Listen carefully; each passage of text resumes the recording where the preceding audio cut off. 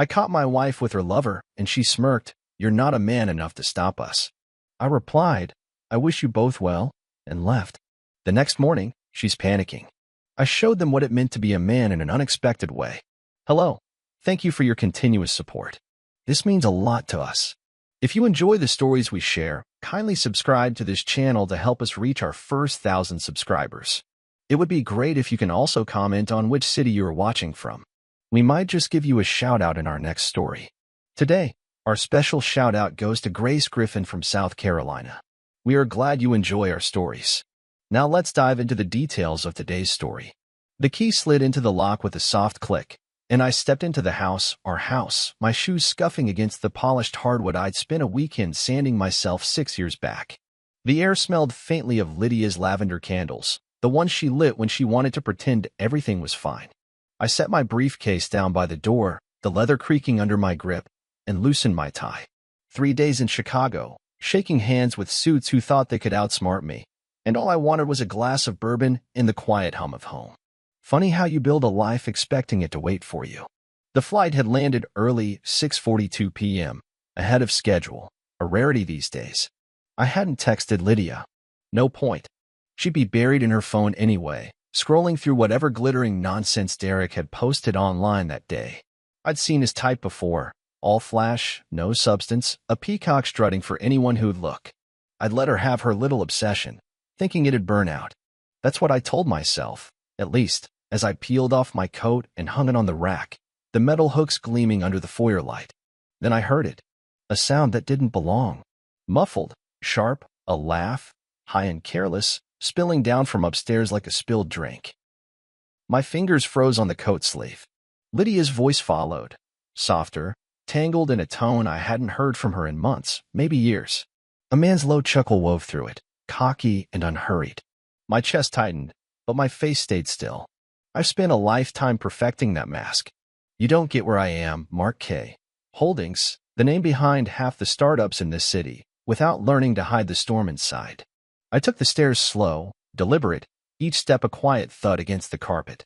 The laughter grew clearer, bouncing off the walls of the home I'd paid off before I turned 35. My hand grazed the banister, cool and smooth, grounding me as I climbed. The bedroom door was cracked open, just an inch, but enough for the light to spill out, a sliver of gold cutting through the dim hall. I pushed it wider with 2 fingers, the hinges silent, and there they were. Lydia, my wife of 8 years, her dark hair spilling over the pillows, our pillows, her bare shoulders catching the lamplight. And Derek, sprawled beside her, shirtless, his chest puffed out like he'd won something. The sheets were a mess, tangled around them, and the air reeked of sweat and arrogance. Her eyes flicked to me first, wide with shock, her mouth opening to spit out some half-baked excuse. "Mark, I didn't," she started, but I wasn't listening. My gaze locked on Derek, his smirk spreading like oil on water. "You're not man enough to stop us," he said, voice dripping with venom, each word a jab meant to draw blood. He propped himself up on one elbow, daring me to swing, to scream, to do anything but stand there. Lydia's hands clutched the sheet to her chest, her face a mix of panic and defiance, waiting for me to crack. I didn't. I adjusted my glasses, slow, methodical, the frames cool against my fingertips, and let the silence stretch. The room felt smaller, the air thick with their expectation. I could have smashed his face into the headboard, could have torn the house apart with my bare hands. But that's not who I am. Not anymore. I've learned there's power in holding back, in letting them think they've got you figured out. So I looked at them. Really looked. Her flushed cheeks, his smug grin, the wreckage of a life I'd built, and I spoke. "I wish you both well," I said, my voice steady as granite, every syllable clipped and final. Derek's laugh barked out, sharp and ugly, like he'd expected a fight and got a surrender instead. Lydia's brow furrowed, doubt flickering in her eyes for the first time. She thought she knew me, thought I'd shatter, beg, or storm off in a rage. She was wrong. I turned on my heel, the carpet swallowing my footsteps, and walked back down those stairs. My briefcase was still by the door, waiting like an old friend. I picked it up, slung my coat over my arm, and stepped into the night. The air outside hit me like a slap, crisp, February cold biting through my shirt. The streetlights buzzed faintly, casting long shadows across the lawn I'd mowed 100 times. I didn't look back. Not once. The drive to the hotel was a blur, headlights streaking past, the hum of the engine filling the silence. I picked the Marriott downtown, the one with the high windows and the bar that never asks questions. Checked in under my name. No alias, no fuss. The clerk handed me a keycard with a practiced smile, and I rode the elevator to the 12th floor, the numbers ticking up like a countdown. Room 1208 was all beige walls and stiff sheets, the kind of place that feels like nowhere. I dropped my briefcase on the desk, poured a bourbon from the minibar. Neat. No ice. And crossed to the window. The city sprawled out below me, a lattice of lights blinking against the dark, alive and oblivious. I took a sip, the burn sliding down my throat, warming the cold knot in my gut. They thought I'd broken. Lydia, with her quick excuses, probably figured I'd slink off to lick my wounds. Derek, that swaggering fool, likely saw me as a coward, a man too weak to claim what's his. They didn't know me, not the real me. Not the man who'd turned a single stock trade into an empire, who'd buried enemies in boardrooms without raising his voice. They didn't see the gears already turning, the plan snapping into place behind my calm eyes. I set the glass down, the base clinking against the wood, and leaned my forehead against the cool glass of the window. My reflection stared back, unshaken, unreadable, a man carved from stone. Let them laugh. Let them think they'd won. I'd spent a year funding Derek's little dream, watching him strut around with my money, waiting for this exact moment. Tonight wasn't the end. It was the spark. Tomorrow, I'd light the match. The hotel room smelled of stale coffee and bleach when I woke up, the kind of sterile scent that clings to places built for strangers. Sunlight sliced through the blinds, sharp and thin, cutting across the desk where my empty bourbon glass sat like a sentry from the night before. I didn't sleep much. Didn't need to. My mind was already spinning, gears clicking into place, mapping out the day like a chessboard. I dreamed of Lydia once, years ago, her laugh bright and real. Last night, all I saw was Derek's smirk, and it didn't haunt me, it fueled me. I showered quick, the water scalding, steam clouding the mirror until I wiped it clear with my palm. My reflection looked back, gray at the temples, lines around my eyes, a man who'd learned to bury his rage deep. I dressed sharp, a charcoal suit, crisp white shirt, no tie. Today wasn't about show, it was about execution. My phone buzzed as I knotted my shoes, Lydia's name flashing on the screen. A text. Mark, I'm sorry. Can we talk? I let it sit there, unanswered, a little ghost of her guilt flickering out in the void. She didn't mean it. She never did. By 8:15, I was in the hotel's conference room, a box of glass and steel, all sharp angles and cold light. My lawyer, Evelyn, was already there, her briefcase open, papers fanned out like a dealer's deck. She's a shark in heels, gray hair pulled tight, eyes that could cut glass. You sure about this, Mark? She asked, tapping a pen against the table, the rhythm steady as a metronome. I nodded, sliding into the chair across from her. Never been sure. She didn't push, didn't need to. She'd seen me dismantle bigger fish than Derek. The papers were simple. A single signature to pull every dime of MK Holdings out of Derek's startup, Connect Sphere. $1 million funneled through shell accounts over the past year, propping up his big talk and bigger lies. I'd funded it blind. No meetings, no handshakes, just a ghost in the machine, watching him preen. Evelyn slid the document over, and I signed it slow, the pen scratched loud in the quiet room. Done, she said, snapping her briefcase shut. They'll feel it by noon. I leaned back, the chair creaking under me, and let a small, tight smile slip. Noon sounded perfect. Flashback to 6 months ago. Lydia coming home late, perfume clinging to her like a lie. Work ran over, she'd said, avoiding my eyes. I didn't buy it. I started digging, quiet, methodical. Her phone left unlocked one night showed texts from D, flirty, bold, dropping hints about his game-changer startup. I knew the name. Derek Grayson, a loudmouth I'd met at a tech mixer, all teeth and bravado. I traced the threads, found his pitch deck in my inbox from a year back, buried under junk. That's when I decided, give him the rope, see if he'd hang himself. He did, and he dragged her with him. Back in the present, I left Evelyn with a nod and stepped into the hotel lobby, the buzz of morning chatter washing over me. My phone stayed silent. No more texts from Lydia. Good. Let her stew. I grabbed a coffee from the barista, black and bitter, and watched the city wake up outside the glass doors. Cars honking, people rushing, oblivious to the bomb I'd just lit. Meanwhile, across town, Lydia was waking up in Derek's bed, smug as a cat with cream. I can picture it, her stretching under his cheap sheets, smirking at the ceiling, thinking she'd slipped her leash. She'd always wanted more thrill, more shine than I gave her.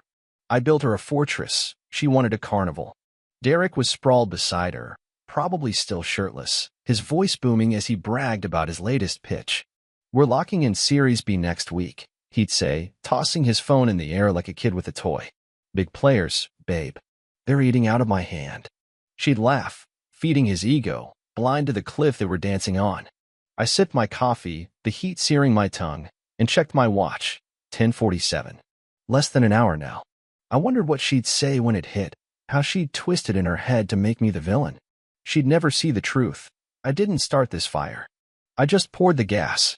At 11:53, I was back in my room, briefcase open, reviewing a new deal, clean energy, out of Boston, no baggage.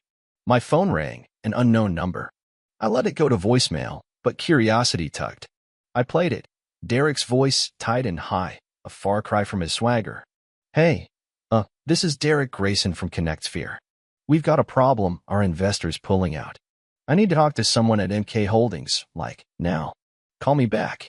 I deleted it, the beep cutting through the silence. Let him squirm. By noon, it was done. Evelyn texted. Funds recalled. Lawyers notified his team. I pictured the scene, Derek's phone ringing again, his assistant pale-faced, stammering about the bank. What do you mean?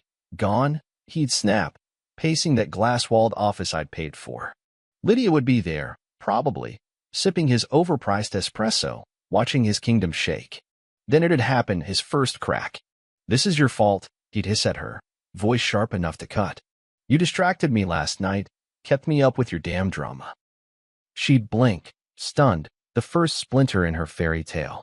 I stood at the window again, coffee cooling in my hand, the city sprawling below like a map I'd already conquered. They thought they'd broken me last night, thought I'd slink off, tail between my legs. But I'd been building this moment for months, laying the trap they'd walked into blind.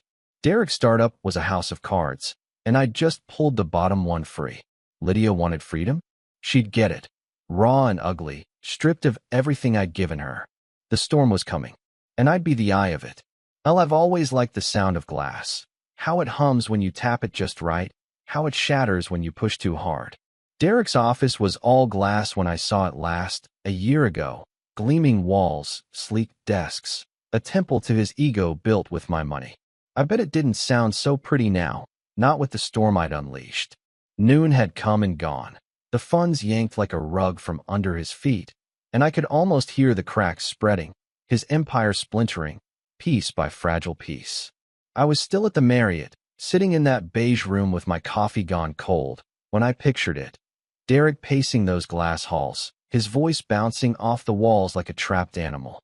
ConnectSphere's office was a startup cliché, open plan, trendy, buzzing with interns who thought they were changing the world. I'd funded it all. The overpriced chairs, the neon sign with his logo, the coffee machine that cost more than their rent. Now, it'd be a madhouse. Phones ringing off the hook, creditors barking demands, staff slipping out the back with their laptops under their arms. I leaned back in the chair, the wood creaking under me, and let the scene play out in my head. Derek would have gotten the call by now. His CFO, some kid with a finance degree and a nervous stutter, breaking the news. The money's gone, Derek. MK Holdings pulled out, every cent. They said, personal misalignment. I could see his face, that smug grin twisting into something uglier, his hands slamming down on a desk littered with Red Bull cans and crumpled pitch notes. What the hell does that mean? He'd yell, voice cracking, the first bead of sweat sliding down his neck. His team would scatter, unpaid interns grabbing their coats, coders texting their next gig, the receptionist already on Indeed. Chaos, pure and loud, swallowing his dreams whole. I'd set this in motion a year ago, almost to the day. Flashback to that tech mixer downtown, a rooftop bar with too many lights and too much noise. Derek was there, all teeth and swagger, working the room like he owned it. I'd been sipping a bourbon, watching the crowd, when he sauntered up. "Mark, right? Finance guy," he'd said, clapping my shoulder like we were pals. I nodded, let him talk about his vision, his app that'd redefine connection. Garbage, but catchy garbage. I pitched him the startup idea right there, offhand, casual, a seed I planted to see what'd grow. "Sounds like a winner," I'd said, slipping him my card. "Send me a deck." He did. I funded it. Not because I believed in him, because I wanted to test her. Lydia had been there that night, too, hanging on my arm until Derek started his spiel. I saw the spark in her eyes, the way she leaned in when he talked, laughing too loud at his dumb jokes. I didn't miss it. I never miss anything. She took the bait, and I let her run with it. Late nights, work drinks, his name dropping into our dinners like a stone. I gave him the rope, funded his circus, waited to see how far they'd climb before they fell. Now they had, and the crash was deafening. Back in Derek's office, reality was biting hard. I could imagine Lydia there, perched on some over-designed couch, sipping his artisanal coffee while he unraveled. She'd called my office by now, I knew it. My assistant, Claire, would have picked up, her voice cool and clipped. "Mr. Keller's unavailable. Can I take a message?" Lydia wouldn't leave one. She'd hang up, frustrated, that seed of doubt from last night sprouting into something sharper. She'd start digging, because that's who she was, too proud to beg, too stubborn to let it go. I stood and crossed to the hotel window, the city humming below, a gray February sky pressing down. My phone buzzed. Claire's number. She called. Her text read. Sounded off. Asked if you were in today. I didn't reply. Let her chase shadows. I'd made myself a ghost, untouchable, while Derek's world burned. In that glass cage of his, the cracks were spreading fast. A tech blog, TechPulse, maybe had caught wind by 1 p.m.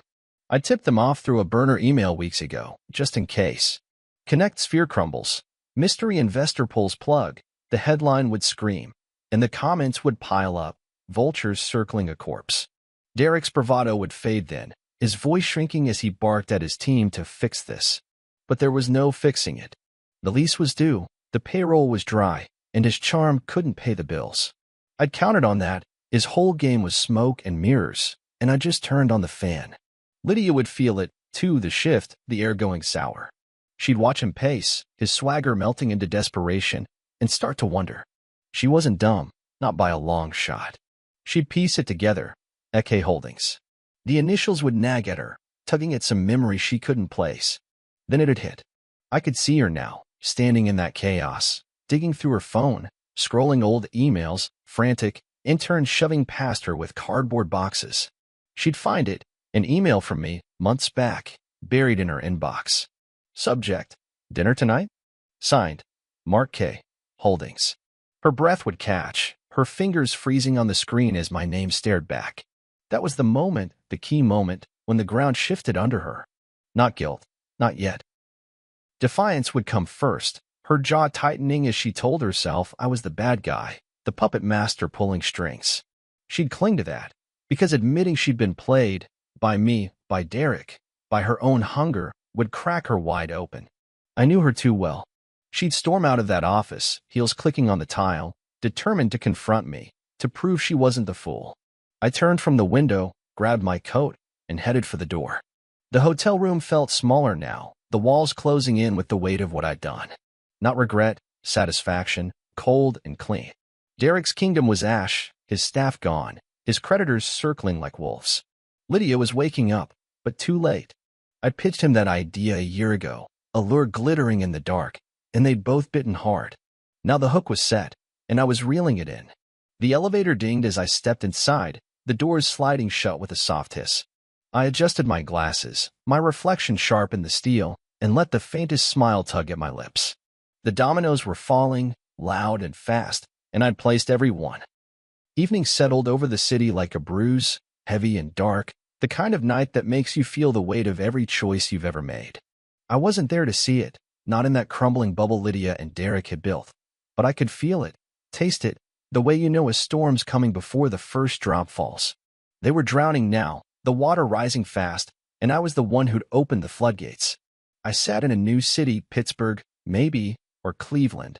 Doesn't matter, hundreds of miles from their mess, a glass of whiskey in my hand, the amber catching the dim light of a bar I'd never been to before. The burn of it was smooth, steady, a quiet reward for a game well played. Back there, in the wreckage of Derek's apartment, the air would have been thick with panic by now. I could see Lydia standing in that cramped space, peeling paint, cheap furniture, a far cry from the glass palace of his office, her arms crossed tight, her voice sharp as she finally turned on him. What the hell happened? Derek? She'd demand, her tone slicing through the haze of his excuses. She'd found my email by then, Mark K. Holdings, and the truth was clawing its way up her throat. His startup, his big talk, his whole damn life, it was all a house of cards, and I'd been the one holding it up. Now it was flat, and she was starting to see the cracks.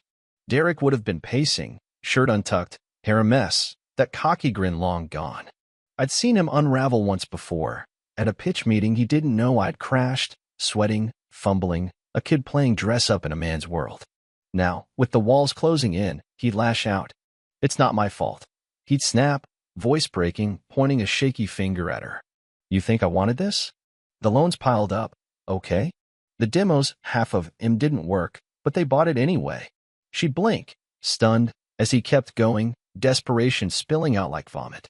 And yeah, there's someone else, some chick in marketing, so what? You're not exactly innocent, babe. That had hit her like a slap, his confession a jagged edge tearing through her fantasy. I took a sip of whiskey, the ice clinking soft against the glass, and let the scene unfold in my mind. Lydia would have realized it then, traded me, steady and sure, for a fraud who couldn't even keep his lies straight. She'd storm out, heels pounding the chipped linoleum, leaving him shouting after her, "Where you going? You need me." But she didn't. Not anymore. She'd head straight for her house, she'd still call it, convinced she could claw back some control. Funny how she thought she still had a move left. The bar stool creaked under me as I shifted, pulling a folder from my briefcase, clean energy startup, Boston-based, numbers that sang on the page. I flipped through it, pen in hand, circling projections while the bartender wiped down the counter, oblivious to the war I just won. I'd left that morning, before the sun was up, the house sold in a cash deal I'd closed weeks ago. Locks changed, keys tossed, a realtor's sign staked in the yard like a flag of surrender. I didn't need it anymore, not the hardwood I'd sanded, not the walls I'd painted, not the life I'd built for her. Let it go to some young couple who'd never know the ghost in its corners. Back there, Lydia would have pulled up to the curb by now, tires crunching gravel, her breath catching at that sign, for sale, sold. The key wouldn't turn, new locks, cold and unyielding, and she'd bang on the door, frantic, her fists echoing in the empty foyer. A neighbor, old Mrs. Carter with her yapping terrier, would poke her head out. "Oh, Mark left this morning," she'd say, casual as gossip. Took a suitcase and drove off. Didn't say where. Lydia's panic would peak then, a wild, clawing thing, everything slipping through her fingers, the house, the life, me. She'd tear through her bag, keys jangling, phone shaking in her hand, searching for something to hold on to. That's when she'd find it, my note. I'd left it on the kitchen counter days ago, folded neat, her name in my handwriting. She'd rip it open, the paper crinkling loud in the silence, and read, "You wanted excitement. Enjoy it." 5 words, sharp as a blade, cutting through her defiance, her guilt, her everything. I could see her standing there, frozen, the note trembling in her grip, the weight of it sinking in. Not a taunt, a truth. She'd chased the rush, the glitter, and now she had it. Raw, messy, hers alone. I swirled the whiskey, the ice melting slow, and traced a line on the Boston deal, $2 million, low risk, high yield. My phone stayed silent, no calls, no texts. Claire had orders to block her, Evelyn to stonewall. Lydia was a ghost to me now, just like I was to her. I pictured her in that empty driveway, the note crumpled in her fist, the night pressing down cold and heavy. She'd lost the house, the stability, the man who'd held her world together. And Derek? He'd be alone in that apartment, screaming into a dead phone, his mistress gone, his creditors circling, his lies laid bare. The bar's jukebox kicked on, some old Springsteen tune, gravelly and low, and I leaned back, the whiskey warming my chest. I'd walked away clean, no blood on my hands, no shouts in the dark. Just a signature, a sale, A note. They built their bubble on my dime, and I'd popped it with a flick of my wrist. Lydia wanted a reckoning? She got it, not in a fight, not in tears, but in the quiet ruin of her own making. I finished the glass, the last drop sharp on my tongue, and slid the folder shut. A new city, a new game, a new life. The reckoning wasn't theirs alone, it was mine, too. I'd taken back what was mine, my peace, my power, my name. Let them drown in the wreckage. I was already gone. The cafe was a hole in the wall, tucked between a dry cleaner and a pawn shop, the kind of place you'd miss if you weren't looking. Faded red awning, chipped formica tables, the hum of a coffee grinder chewing through beans older than the waitress pouring it. I liked it, small, unassuming, a speck of nowhere in a city I'd made my escape to. Late afternoon light slanted through the smudged windows, painting the floor in dusty gold, and I sat in the back corner, a black coffee steaming in my hands. The cup was chipped, the brew bitter, but it grounded me. I'd been driving all day, 6 hours, maybe 7, putting miles between me and the wreckage I'd left behind. This was my pause, my breath, before the next move. The bell above the door jangled, sharp and sudden, and I knew it was her before I looked up. Lydia. Her shadow stretched long across the tiles, wild hair catching the light like a storm cloud, her steps unsteady but determined. She tracked me down. Claire must have slipped. A tip dropped in a moment of pity. I didn't flinch. I'd expected this, maybe even wanted it. One last chance to see her face when the truth sank in. I took a sip of coffee, slow and deliberate, the heat biting my tongue, and watched her close the gap. She looked like hell. Mascara smudged under her eyes, lips chapped, her designer coat wrinkled like she'd slept in it. Her hands trembled as she gripped the edge of my table, nails chipped, knuckles white. "Mark," she said, voice shaking, a crack running through it like thin ice. "You can't just disappear like this. What the hell did you do?" Her words spilled out fast, accusatory, her breath hitching as she loomed over me, a mess of fury and fear. I set the cup down, the clink loud in the quiet cafe, and leaned back in the chair, its metal frame creaking under me. "Sit," I said, calm as stone, nodding to the seat across from me. She didn't move, just stared, chest heaving. So I met her eyes, steady, unblinking. "You found me. Say what you came to say." My voice was low, even, a tether in the storm she'd brought with her. The waitress glanced over, then away, smart enough to keep her distance. "You're cruel," she spat, her hands slamming the table, rattling the sugar shaker. "You tore everything apart. My home, my life. Because of what? Jealousy? Some sick game." Her voice rose, cracking on the last word, drawing a flicker of attention from the guy nursing a beer 2 tables over. "You sold the house, Mark. Changed the locks. Left me with nothing. How could you?" I adjusted my glasses, the frames cool against my fingers, and let her words hang there, heavy and jagged. She wanted a fight, an explosion, something to match the chaos she'd built with Derek. But that's not how I play. "Cruel?" I said, tilting my head, the faintest edge creeping into my tone. "No, Lydia. I didn't ruin you. You chose your path. I just let you walk it." She blinked, caught off guard, and I leaned forward, elbows on the table, voice dropping lower. "You picked him. You climbed into his bed, laughed in my face, and thought I'd just take it. Tell me, where's the cruelty in giving you what you wanted?" Her mouth opened, then shut, a fish gasping for air. I could see the gears turning, her pride wrestling with the truth I'd laid bare. "You funded him," she said, quieter now, almost a whisper, like saying it aloud made it real. "You set him up, set us up, just to watch us fall." Her eyes narrowed, searching mine for a crack, a flinch, anything to prove she still knew me. She didn't. I nodded, slow, deliberate. "I did. A year ago, I handed Derek his big idea, a shiny lure to see if you'd bite. You did. I poured the money in, kept him afloat, watched him strut around with my cash and my wife. It was a test, Lydia. You failed." My words were a blade, clean and sharp, cutting through her defiance. "I gave you both enough rope, and you hung yourselves. Last night, when he smirked and you stammered, that was the line. I cut the cord. Simple as that." She sank into the chair then, legs giving out, her coat pooling around her like spilled ink. "You could have stopped me," she said, voice small, pleading now. "You could have fought for us, Mark. Why didn't you? A tear streaked down her cheek, carving a path through the mess of her makeup. And for a second, I remembered her laugh, bright, years ago, before the restlessness took root. But that was gone. Fight, I said, a dry laugh slipping out, bitter as the coffee. I don't beg, Lydia. I don't chase.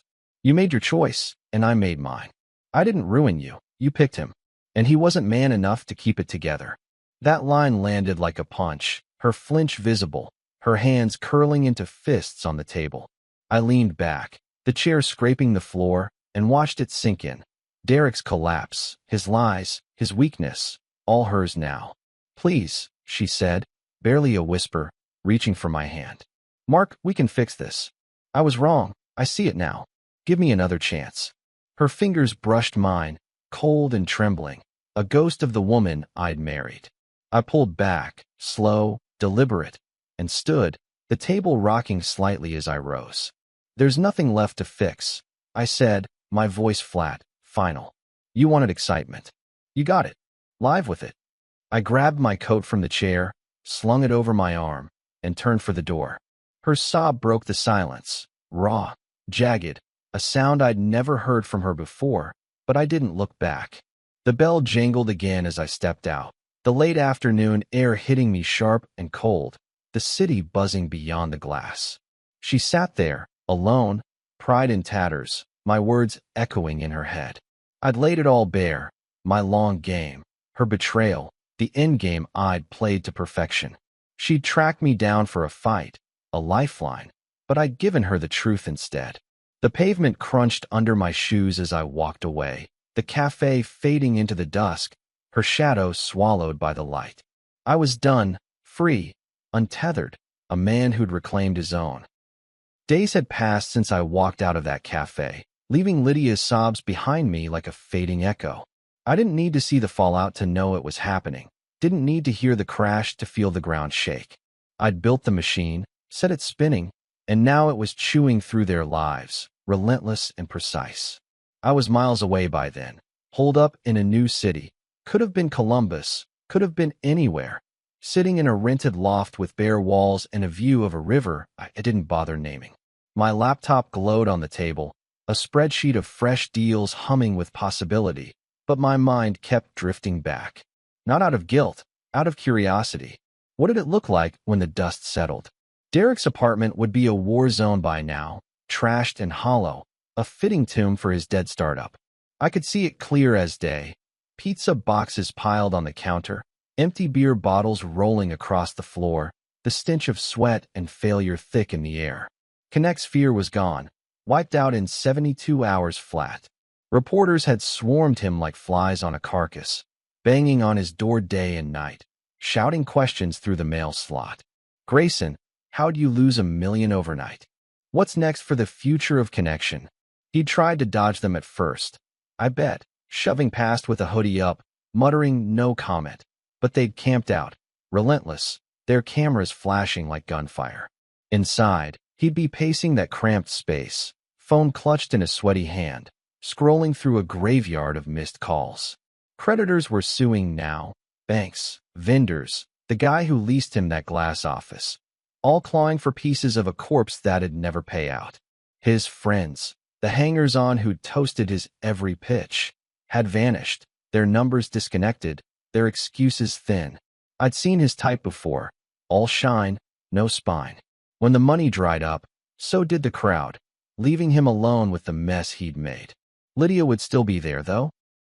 Trapped in his orbit, not out of loyalty, but inertia. I could picture her on that sagging couch, arms crossed, staring at the peeling paint while he begged. You've got something left, right? He'd say, voice high and frantic, pacing closer. Mark's money. He can't have taken it all.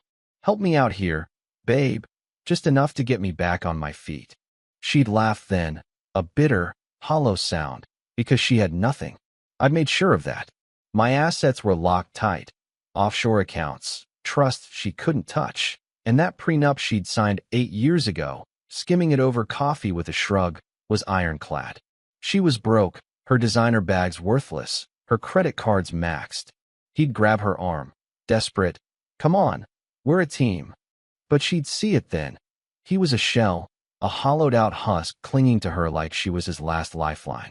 I leaned back in my chair, the loft's hardwood creaking under me, and took a sip of water, clear, cold, a stark contrast to the whiskey I'd nursed nights before. I didn't need to be there to know how it played out. Lydia's mind would drift, pulled back to the years she'd spent dismissing me. Flashback to a quiet night, maybe 3 years ago. Me in the kitchen, sleeves rolled up, stirring a pot of risotto while she scrolled her phone, barely glancing at the plate I set down. "Looks good," she'd mutter, distracted, chasing Derek's latest post. Some rooftop party, all lights and noise. Or that trip to Maine I'd planned. Lobster boats, foggy cliffs. She'd sighed through it, texting him under the table while I watched the waves alone. I'd been steady, solid, building her a life she'd traded for his flash, his empty promises. Back in that apartment, she'd stand, slow and stiff, the couch springs groaning as she broke free. Derek would lunge, voice cracking. "Where you going? You can't leave me like this." But she'd shake him off, her steps heavy on the warped floor, heading for the door. "I'm done," she'd say, flat and final, the words a guillotine dropping on whatever they'd had. He'd yell after her curses, please, a child's tantrum, but she'd keep walking, the door slamming shut with a thud that'd echo in his empty skull. For the first time, she'd be alone, not tethered to me, not chained to him, just her and the wreckage she'd chosen. I set the glass down, the faint clink cutting through the loft's silence, and pictured her stepping into the night, streetlights flickering, air cold enough to sting. She'd find a cheap motel, maybe, one with buzzing neon and stained carpets, and collapse on a lumpy bed, the weight of it all pressing down. Then she'd catch her reflection in the clouded mirror, hair tangled, eyes sunken, a stranger staring back. That was the moment, the key moment, when it had hit her. She wasn't the victim, wasn't the prize, she was the architect of her own ruin. Every choice, every step away from me and toward him, had led her here. No one to blame but the woman in the glass.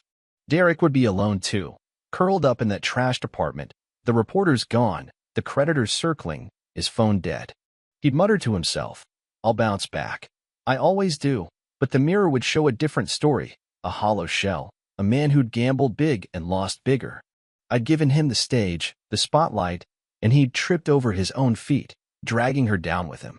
I stood, crossed to the loft's window, and looked out at the river, dark, slow, cutting through the city like a scar. My laptop pinged, a new email, Boston deal moving forward, but I let it sit. The fallout was complete, the pieces scattered, and I was untouched, untangled, a man who'd walked away clean. Lydia saw it now, staring at that reflection, the life she'd had, the one she'd thrown away. Derek saw it too, in the silence of his ruin. Me?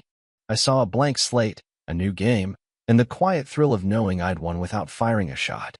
The highway stretched out before me like a ribbon unspooling into the dusk, asphalt humming under the tires, the world blurring past in streaks of gold and shadow. My hands rested easy on the wheel, leather warm from the day's drive, steady as ever, guiding the car through a landscape I didn't need to name. Could have been Ohio, could have been Pennsylvania, didn't matter. I'd left the map behind, along with everything else, and the open road felt like a baptism, clean, endless mine. The sky was bleeding red now, the sun dipping low, painting the horizon in shades I hadn't stopped to notice in years. A faint smile tugged at my lips, breaking through the stoic mask I'd worn so long it had become second skin. I didn't fight it. I'd earned this.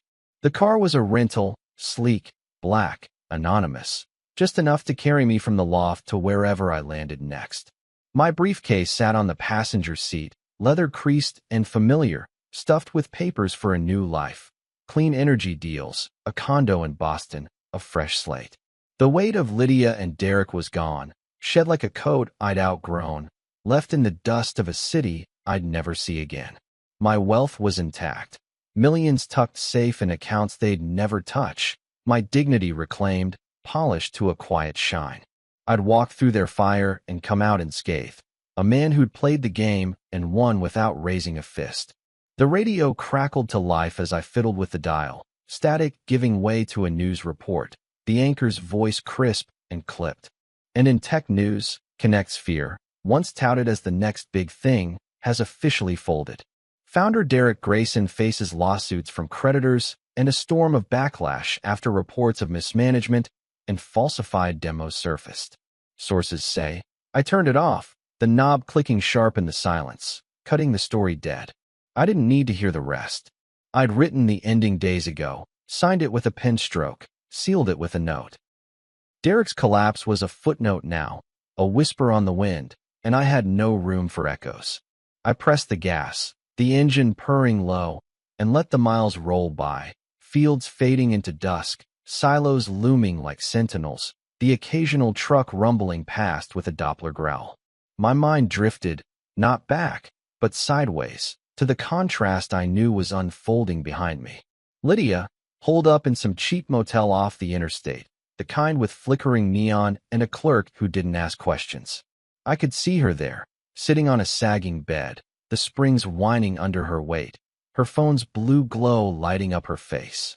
She'd be scrolling job listings, waitress gigs, temp work, anything to claw her way out of the hole she'd dug. Her designer bags, once her pride, would be gone, sold off on consignment for pennies, their leather traded for a night's rent and a tank of gas. I pictured her room, peeling wallpaper, a chipped sink, the hum of a vending machine outside her door. She'd be alone, hair pulled back sloppy, wearing the same clothes she'd stormed out in, the last threads of her old life unraveling. No Derek to cling to, no me to catch her. Just her and the wreckage she'd built, brick by foolish brick.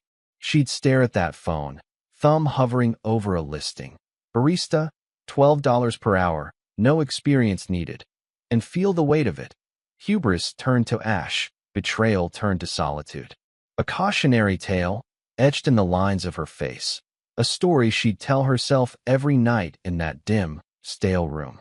The highway curved, dipping into a valley where the lights softened, the air rushing through the cracked window cool and sharp against my skin. I'd given her everything once. Dinners I'd cooked, trips I'd planned, a home I'd sanded and painted with my own hands. She'd tossed it for Derek's flash, his hollow shine, and now she sat in the dark with nothing but her choices. I didn't pity her. I didn't hate her. I just didn't care, not anymore. She'd wanted the thrill, the edge, and I'd let her have it, stepping back to watch her fall. It was her ending, not mine. A deer darted across the road ahead, a blur of brown and white, and I eased off the gas, tires whispering against the pavement as it vanished into the trees. The silence settled back in, thick and calm, broken only by the steady thrum of the engine. I glanced at the sunset, red fading to purple, stars pricking through the haze, and felt the last knot in my chest unwind. I was free, untethered, a man who'd shed the past like a snake sheds skin. No anger, no regret, just the road ahead, wide and open, leading me wherever I chose. My phone buzzed in the console, Evelyn, probably, with an update on the Boston deal, but I let it sit, the vibration fading into the hum of the drive. I didn't need to check it yet. The game was mine now, the pieces mine to place, and I'd play it on my terms. Lydia and Derek were ghosts, shadows shrinking in the rear view, their story done. Mine was just beginning, a quiet triumph, a life reclaimed, a victory won not with shouts or fists but with the simplest move of all. I adjusted my grip on the wheel, the leather creaking under my fingers, and let that faint smile linger. The thought came clear, final, as the last light bled from the sky. I didn't need to fight. I just needed to walk away. It was the truth, sharp and clean, a blade I'd wielded without drawing blood. The highway stretched on, dusk deepening to night, and I drove into it, steady, sure, a man who'd found his peace in the leaving. And that's where the road splits, mine stretching into the dusk, hers looping back to the wreckage. What about you? Where's your highway leading? I walked away, reclaimed what was mine, but maybe you've got a story brewing, betrayal you've outsmarted, a choice you've yet to make. Drop it in the comments wherever you're listening and hit that subscribe button to catch the next tale. This one's done, but the road's always open for more. What's your move? See you soon.